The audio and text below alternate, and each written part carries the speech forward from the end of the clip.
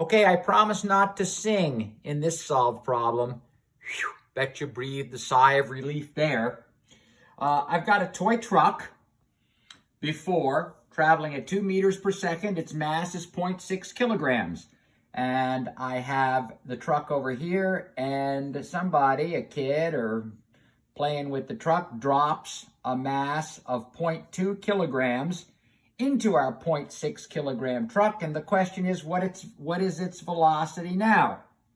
So take a moment, pause the video, and solve the problem.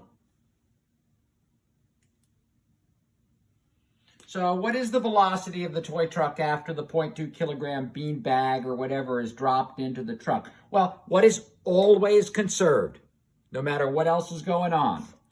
That's right, linear momentum is always conserved. If it was an angular problem, with rolling stuff, we would make sure that angular velocity was conserved.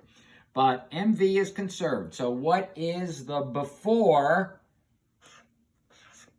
linear momentum? Is mv, 0.6 times 2, which is 1.2. So that has to be the linear momentum afterwards. And the linear momentum afterwards would be the new mass, which is 0.8, times the velocity. So the velocity is just 1.2 over 0.8. Move the decimal place 1 to make it easier. 12 over 8, 4 goes into both. 3 over 2, or 1.5. is the velocity afterwards. So it was traveling at 2 meters per second. Now it's down to 1.5 meters per second because carrying the extra load, the extra weight, because we conserved momentum. We could ask, was energy conserved in this? I'll bet you it wasn't.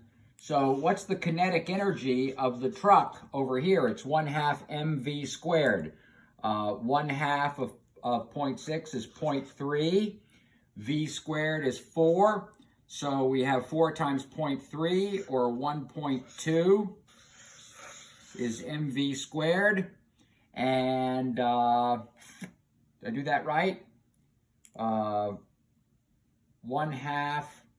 I don't think I did it right. 1/2 mv squared. The mass was 0.6, so it is 0.3 times 4, so yeah, 1.2. So that's in joules. And what is the energy after? It's 1/2 0.8 times 1.5 squared. 1.5 squared is 2.25.